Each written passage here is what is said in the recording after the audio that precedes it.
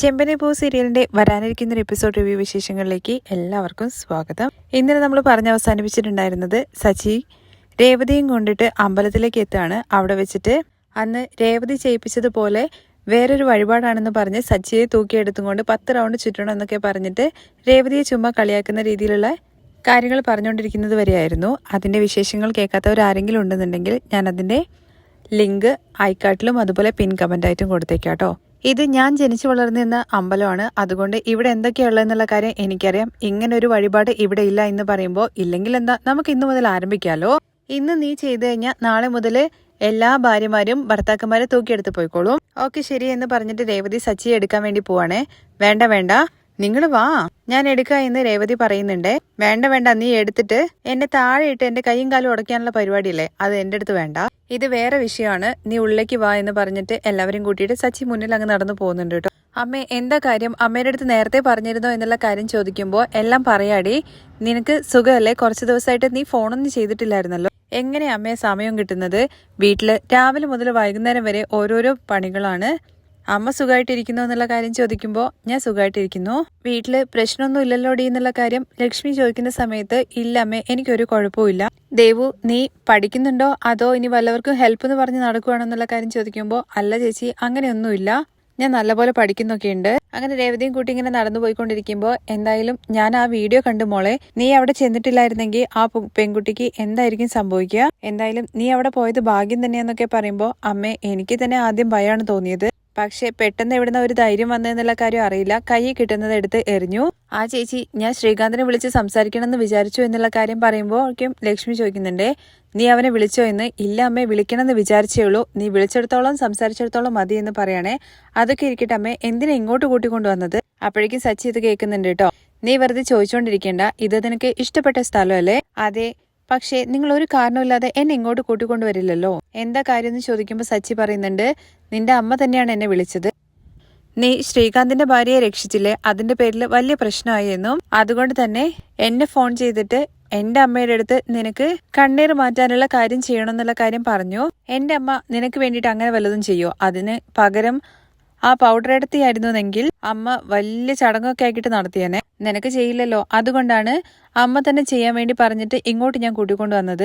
അപ്പോഴേക്ക് ദേവ് പറയുന്നുണ്ട് കേട്ടോ, ചേച്ചിയുടെ മേലിൽ തട്ടേ കണ്ണൊക്കെ പോവാൻ വേണ്ടിയിട്ടാണ് ഏട്ടനെ ഇങ്ങോട്ട് കൂട്ടിക്കൊണ്ടുവന്നത്, ഒന്ന് പോടി ദേവു, എന്റെ മേലൊക്കെ ആര് കണ്ണു വെക്കാനാണ്. അപ്പോഴേക്ക് ലക്ഷ്മി പറയുന്നുണ്ട്, ഡി നീ ചെയ്തതെന്താ ചെറിയ കാര്യമാണെന്നാണോ വിചാരിച്ചിരിക്കുന്നത്, അവിടെ ആൺകുട്ടികൾ വരെ പേടിച്ച് മാറി നിൽക്കുകയാണ് ചെയ്തത്, നീ എത്ര ധൈര്യത്തോട് കൂടിയിട്ടാണ് ആ പെൺകുട്ടിയെ രക്ഷിച്ചത്, നാട്ടുകാരുടെ കണ്ണു മൊത്തം നിന്റെ മേലായിരിക്കും എന്നുള്ള കാര്യം പറയുകയാണെ. തുടർന്ന് സച്ചി ദാ അമ്മേ ഞാൻ കൂട്ടിക്കൊണ്ടു വന്നിട്ടുണ്ട്, അവളുടെ മേല് പെട്ടിരിക്കുന്ന ദൃഷ്ടിയെല്ലാം അമ്മ എടുത്ത് മാറ്റിക്കൂ എന്ന് പറയുമ്പോൾ ശരി മോനെ, നിന്റെ മേല് കണ്ണുപെട്ടിട്ടുണ്ടാകൂ എന്നുള്ള കാര്യത്തെക്കുറിച്ച് പറഞ്ഞപ്പോഴേക്കും സച്ചി ഇങ്ങോട്ട് നിന്നെ കൂട്ടിക്കൊണ്ടുവരായിരുന്നു. അല്ല ചേച്ചി, ആ തടിമാടന്മാരെയൊക്കെ ചേച്ചി എങ്ങനെ എറിഞ്ഞു വീഴ്ത്തിയത്, ആപത്ത് വരുന്ന സമയത്ത് പൂച്ചയും പുലിയാകുമെന്ന് കേട്ടിട്ടില്ലേ, അങ്ങനെയാണ്. അപ്പോൾ എന്തൊക്കെയാ സംഭവിച്ചെന്നുള്ള കാര്യം എനിക്കറിയില്ല, പക്ഷെ വർഷയ്ക്ക് അവൻ കാരണം എന്തോ സംഭവിക്കാൻ വേണ്ടി പോകുന്നു എന്നുള്ള കാര്യം എനിക്ക് മനസ്സിലായി. ഉടനെ തന്നെ അവിടെ ഇരുന്ന ചെങ്കല്ലൊക്കെ എടുത്ത് ഞാൻ എറിഞ്ഞു. തുടർന്ന് ലക്ഷ്മി പറയുന്നുണ്ട് കേട്ടോ, ഇവൾക്ക് ഇതെല്ലാം സാധാരണയായിട്ടുള്ള കാര്യമായിരിക്കും, കാരണം എന്താന്ന് വെച്ചാല് പണ്ടൊക്കെ 4 മണിയാകുമ്പോഴേക്കും അവള് പൂവ് എടുക്കാൻ വേണ്ടിയിട്ട് സൈക്കിള് ചവിട്ടിയിട്ട് എവിടെ വരെ പോകുന്നതെന്ന് നിനക്കറിയോ, വൈകുന്നേരം വരെ നിന്ന നിപ്പില് അവള് പൂ കെട്ടിക്കൊണ്ട് നിൽക്കും, പിന്നെ കരിമ്പ് മിഷൻ കറക്കും, അങ്ങനെയുള്ള ഇവൾക്ക് ഇതൊക്കെ ഒരു സാധാരണ കാര്യമല്ലേ. അവളോട് ആരെങ്കിലും പ്രശ്നം ഉണ്ടാക്കുന്നതിന് മുമ്പ് ഒന്ന് ചിന്തിച്ചിട്ട് വേണം ചെയ്യാൻ വേണ്ടിയിട്ട്. ഇത് ലക്ഷ്മി പറയുന്ന കേൾക്കുന്ന സമയത്ത് ദേവതി പറയുന്നുണ്ട്, കേട്ടല്ലോ അമ്മ പറഞ്ഞെന്നുള്ള കാര്യം പറയുകയാണ് കേട്ടോ സച്ചിയുടെ അടുത്ത്. കണ്ടില്ലേ അമ്മ അവൾ എന്നെ വരട്ടുന്നത്, ഇടി മിണ്ടാതിരിക്കുന്ന ലക്ഷ്മി ഇത് കേൾക്കുമ്പോൾ പറയുകയാണെ സച്ചിയുടെ പറച്ചിൽ കേൾക്കുമ്പോൾ. തുടർന്ന് ദേവു പറയുന്നുണ്ട്, ചേച്ചി പൂക്കിടുന്ന പണിയൊക്കെ നിർത്തിയിട്ട് സെൽഫ് ഡിഫൻസ് ക്ലാസ് എടുക്കാൻ വേണ്ടി പറയുകയാണേ. എന്ത് എന്നുള്ള കാര്യം സച്ചി ചോദിക്കുമ്പോൾ ഈ കരാട്ട കുൻഫു അങ്ങനത്തെ കാര്യങ്ങളൊക്കെ അല്ലേ, അത് തന്നെ. ഓ അതാണല്ലേ, അങ്ങനെയാണെങ്കിൽ ഞാൻ ചെങ്കല്ലിന്റെ കൊറിയയിൽ ഓർഡർ കൊടുക്കാം, നിന്റെ ചേച്ചിയുടെ ആയുധം ചെങ്കല്ലല്ലേ. ഇത് കേൾക്കുമ്പോൾ ലക്ഷ്മിയും ദേവും ഒക്കെ ചിരിക്കുന്നുണ്ട് കേട്ടോ. തുടർന്ന് നമ്പൂതിരിമാർ 2 പേര് അങ്ങോട്ടേക്ക് ഇറങ്ങി വരുന്നുണ്ട്. കണ്ട ഉടനെ തന്നെ രേവതിയുടെ അടുത്ത് പറയുന്നു, ഞങ്ങൾക്ക് നിന്റെ കാര്യം ഓർക്കുമ്പോൾ ഭയങ്കര അഭിമാനമാണ് തോന്നുന്നത്, നീ ചെങ്കല്ലെടുത്തും കണ്ട് എറിയുന്ന വീഡിയോ ഞങ്ങളും കണ്ടു, വളരെ ശാന്തമായിട്ട് നിൽക്കുന്ന നിനക്ക് ഇങ്ങനൊരു മുഖം ഉണ്ടായിരുന്നു, കുറച്ചു നേരത്തേക്ക് നീ കാളിയായിട്ട് മാറിയല്ലോ, അങ്ങനെ കൂട്ടത്തിലുള്ള മറ്റൊരാൾ പറയുന്നുണ്ട് കേട്ടോ, പെൺകുട്ടികളായ ഇങ്ങനെ ആവണം, മറ്റുള്ളവരെല്ലാം നിന്നെ കണ്ട് പഠിക്കണം, ധൈര്യത്തോടു കൂടി നിൽക്കണം. രേവതി, നിനക്ക് പേടിയൊന്നും തോന്നിയില്ലേ? ആ സമയത്ത് എവിടുന്ന ഇത്രയും ധൈര്യം വന്നത്? ഇത് കേൾക്കുമ്പോ രേവതി പറയുന്നുണ്ട്, അതെ, വീട്ടില് ഒരാളുടെ ദേഷ്യം കണ്ട് എനിക്കിപ്പോ തയക്കമായല്ലോ. സച്ചിയേട്ടൻ എല്ലാ കാര്യത്തിനും മുൻപിലുണ്ടാവുമല്ലോ എന്നുള്ള കാര്യം പറയുന്ന സമയത്ത് സച്ചി ദേവുവിന്റെ അടുത്ത് ചോദിക്കുന്നുണ്ട്, അല്ല ദേവു, ഇവളെന്നെ പുകഴ്ത്താണോ അതോ തെറി പറയുന്ന രീതിയിൽ പറയാണോ? അതറിയില്ല എന്ന് പറയാൻ കേട്ടോ ദേവ് ചിരിച്ചിട്ട്. അപ്പോഴേക്കും അവിടെയുള്ള എല്ലാവരും ചിരിക്കുന്നുണ്ട്. ശരി മോളെ, അമ്മ പറഞ്ഞിട്ടുണ്ടായിരുന്നു മോൾക്ക് കണ്ണുവെട്ടിയിരിക്കുന്നു എന്നുള്ള കാര്യത്തെക്കുറിച്ച്. അപ്പോൾ ദൃഷ്ടിദോഷമെല്ലാം മാറ്റാൻ വേണ്ടിയിട്ടുള്ള എല്ലാ കാര്യങ്ങളും ചെയ്തു വെച്ചിട്ടുണ്ട്. ആദ്യം പോയിട്ട് മോള് പ്രാർത്ഥിച്ചിട്ട് വരൂ. അങ്ങനെ സച്ചിയും രേവതിയും എല്ലാവരും കൂടി ചേർന്നിട്ട് പ്രാർത്ഥിക്കുകയാണ് കേട്ടോ. അത് കഴിഞ്ഞിട്ട് രേവതിയുടെ അടുത്ത് നിൽക്കാൻ വേണ്ടി പറയുന്നുണ്ട്, ഇങ്ങനെ ആരതി ഒഴിയാൻ വേണ്ടിയിട്ട്. അപ്പോഴേക്കും രേവതി സച്ചിയുടെ അടുത്തും കൂടെ വന്ന് നിൽക്കാൻ വേണ്ടി പറയണേ. എന്തിനാ ഞാൻ വരുന്നത്, നീ അവിടെ നിന്നാ മതി. അങ്ങനെ രേവതി സച്ചിയെ കൊണ്ടുപോയിട്ട് അവിടെ നിർത്തുകയാണ്. എന്നിട്ട് പറയുന്നുണ്ട്, ആദ്യം സച്ചിയേട്ടനെ ചുറ്റാൻ വേണ്ടിയിട്ട്, കാരണം ഇവർക്ക് ഒരുപാട് ദൃഷ്ടിദോഷങ്ങൾ ഉണ്ടെന്ന് പറയാണേ. കണ്ണും പെട്ടിട്ടുണ്ട്. എന്നെയൊക്കെ ആര് കണ്ണുവെക്കാനാണ്? നീയല്ലേ വലിയ കാര്യം ചെയ്തിരിക്കുന്നത്, ചെങ്കല്ല് വെച്ചിട്ടുള്ള പ്രയോഗമൊക്കെ നടത്തിയിരിക്കുന്നതെന്നൊക്കെ പറയുമ്പോൾ എല്ലാവരും ചിരിക്കുന്നുണ്ട് കേട്ടോ. അപ്പോഴേക്കും രേവതി പറയുന്നുണ്ട്, ഇന്റർവ്യൂ എടുക്കുന്ന സമയത്ത് നിങ്ങളാണ് എനിക്ക് എല്ലാവിധ പ്രോത്സാഹനം തന്നതെന്നുള്ള കാര്യം ഞാൻ പറഞ്ഞില്ലേ.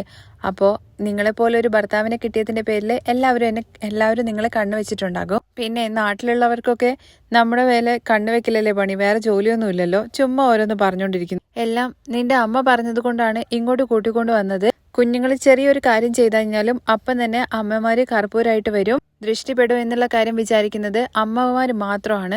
എല്ലാത്തിനും എന്തെങ്കിലുമൊക്കെ പറയാനുണ്ടാകും സച്ചിയേട്ടന്. നിങ്ങള് കർപ്പൂരം ഒഴിയാൻ വേണ്ടി പറയാൻ കേട്ടോ അവിടെയുള്ള നമ്പൂതിരിമാരെടുത്ത്.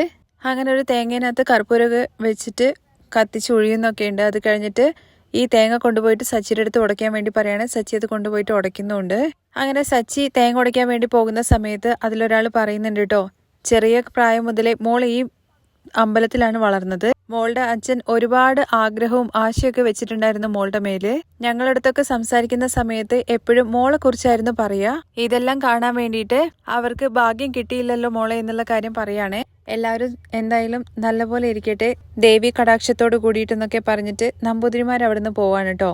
പക്ഷേ സച്ചി അവിടുന്ന് ശ്രദ്ധിക്കുന്നുണ്ട്. രേവതിയും അമ്മയും അതുപോലെ ദേവും ഒക്കെ ഭയങ്കരമായിട്ട് വിഷമിക്കുന്നത്, കാരണം അച്ഛന്റെ കാര്യം പറഞ്ഞപ്പോൾ. അങ്ങനെ രേവതിയാണ് കേട്ടോ ഏറ്റവും കൂടുതൽ വിഷമിക്കുന്നത്. അപ്പോഴേക്കും സച്ചി അരികിലേക്ക് ചെല്ലുകയാണ്.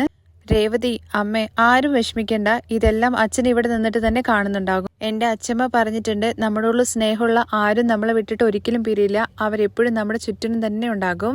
ഞാന്, എന്റെ അച്ഛമ്മ, എല്ലാവരും അങ്ങനെയാണ്. അച്ഛന്റെ അടുത്ത് ഇടയ്ക്കിടയ്ക്ക് സംസാരിക്കും. അച്ഛനും നമ്മൾ ഇവിടെ ഇരുന്ന് എവിടെയെങ്കിലും ഇരുന്ന് നമ്മളെ നോക്കിക്കൊണ്ടിരിക്കുന്നുണ്ടാവും. നിങ്ങൾ ഒന്നും കൊണ്ടും ഭയപ്പെടണ്ട, വാ പോവാ എന്ന് പറഞ്ഞിട്ട് അവരെയും കൂട്ടി പുറത്തേക്ക് ഇറങ്ങുകയാണേ. അങ്ങനെ പുറത്തിറങ്ങിയിട്ട് അമ്മ, ദേവു വാ നമുക്ക് പുറത്തു പോവാ എന്ന് പറയുമ്പോൾ എങ്ങോട്ടാ സച്ചിയേട്ടാ എന്നുള്ള കാര്യം ചോദിക്കുകയാണെ ദേവു, വാ നമുക്ക് പുറത്തു പോകാം, ഇവൾ ഇത്രയും വലിയൊരു കാര്യം ചെയ്തില്ലേ, എന്റെ വകയാണ് ഇന്നത്തെ ട്രീറ്റ് എന്ന് പറയാണേ.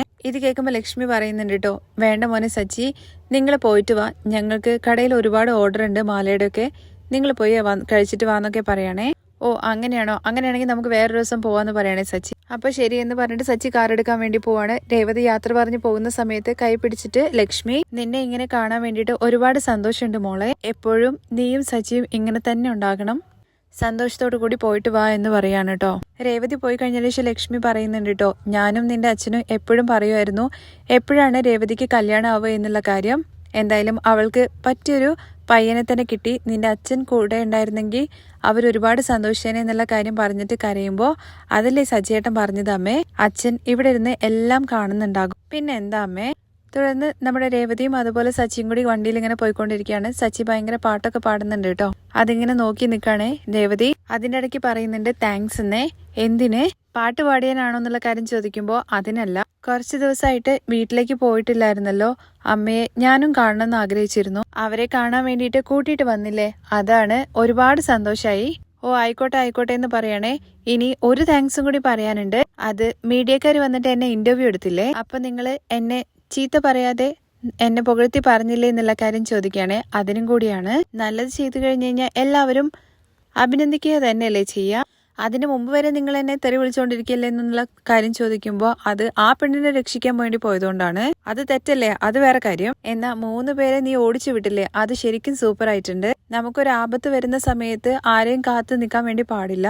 നിന്നെ പോലെ ചെങ്കല് തന്നെ വലിയൊരു ആയുധമാക്കണം. ഇത് കേട്ടിട്ട് ഭയങ്കര സന്തോഷത്തോടു കൂടി ഇരിക്കുകയാണ് കേട്ടോ രേവതി. ആ രംഗത്തോട് കൂടിയിട്ടാണ് മറ്റൊരു എപ്പിസോഡിന്റെ രംഗം അവസാനിക്കുന്നത്.